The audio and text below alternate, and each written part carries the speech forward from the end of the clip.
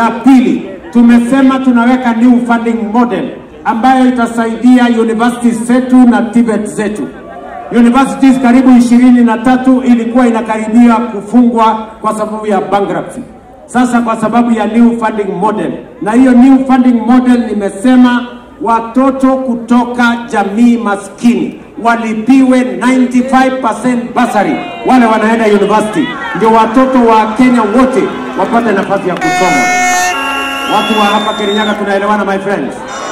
Tuko pamoja? Sema niambia niende nisimamie kilimo.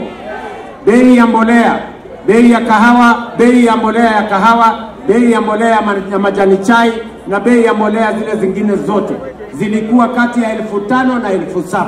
Lakini sasa bei ya mbolea ya chai ni 2,500.